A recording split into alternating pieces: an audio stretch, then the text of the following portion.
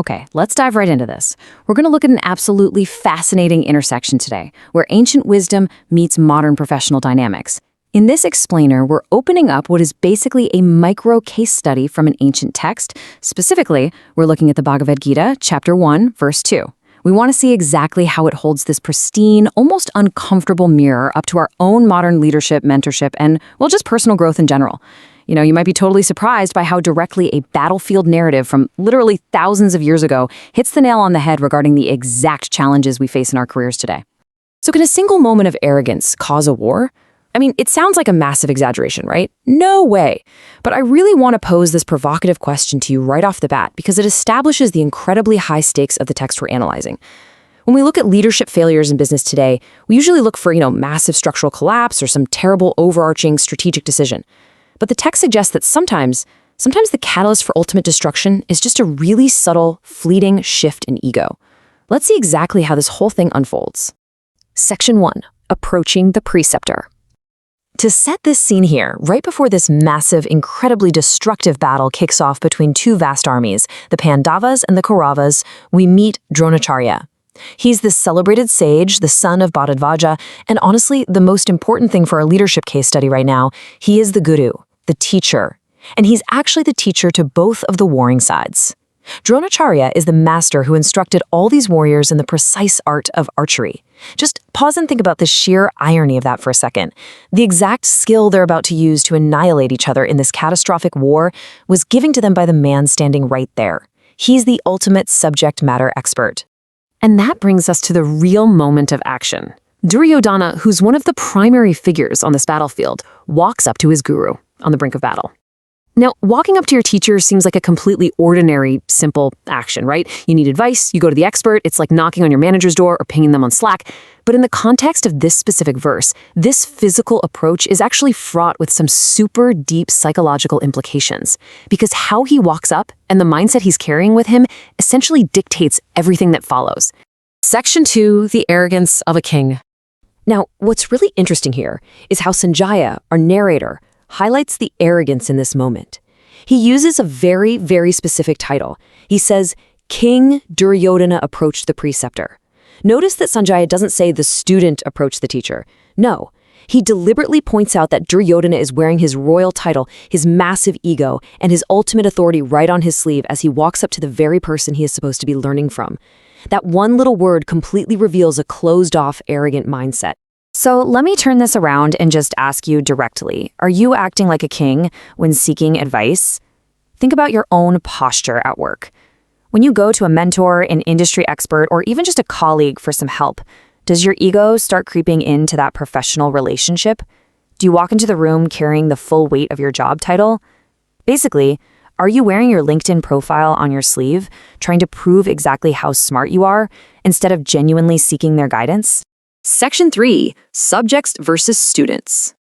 This whole interaction sets up a profound thematic contrast between two completely different mindsets. On one hand, you've got a king speaking to his subjects. When a king speaks, it's a one-way street, right? He's dictating terms, he's giving orders, and he's expecting immediate, unquestioning obedience. But on the flip side, you have a student seeking a teacher. And that requires an entirely different posture. It requires vulnerability. It requires the admission that, hey, you don't know everything. And it demands a humble receptivity. Duryodhana basically tried to seek a teacher while maintaining the rigid posture of a king speaking to his subjects. And it's just fundamentally incompatible. I want you to really, truly absorb this core takeaway from the text. When you approach a teacher, it must be with humility, not arrogance. Only then is there true learning. This is just so powerful. Because without humility, the channel of communication is literally blocked. You could be standing right next to the greatest expert in the entire world, like Dronacarya, but if your ego is in the way, no actual learning can penetrate. Humility isn't some soft weakness, it's absolutely crucial. It's the key that unlocks actual, tangible growth.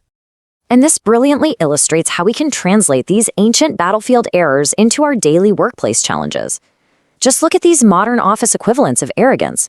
Dictating terms to a workplace expert, like hiring a consultant and then, well, actually, scratch that.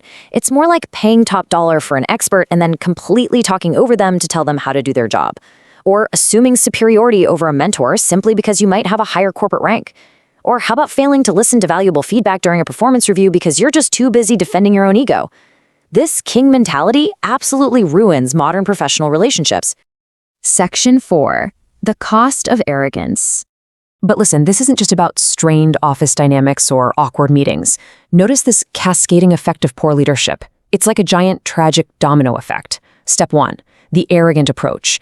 Duryodhana walks up acting like a king.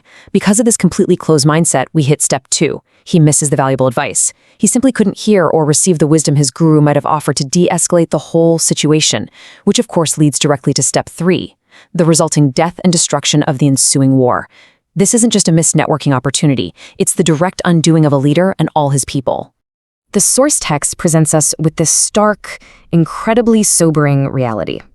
Had he approached in the right spirit, he may have gotten valuable advice that could have prevented all that death and destruction. I mean, just think about the sheer gravity of that for a second. Humility isn't just a nice character trait to slap on a resume to look like a team player. For leaders, humility is quite literally a critical survival skill. It is the very thing that prevents institutional, professional, or even personal destruction. Section 5. Awaken your inner leader. So the crucial point is, how do we actually fix this moving forward? The source material behind our analysis today draws on these exact ancient verses to offer practical programs on concepts like inspired living and deeper leadership development. And here are the keys to inspired leadership that we can derive straight from this case study. First up, check your ego at the door. Your title doesn't make you omniscient for sure. Second, actively cultivate the receptive spirit of a student. Seriously, force yourself to listen way more than you speak when you're in the presence of an expert. And third, truly value the guidance of your preceptors, your mentors, your coaches, your experienced colleagues. Treat them as teachers, not subjects. Which brings us right to our final thought today. I want to leave you with this question burning in your mind as you walk into your next meeting or your next one-on-one. Do you approach your mentors with the humility required for true learning?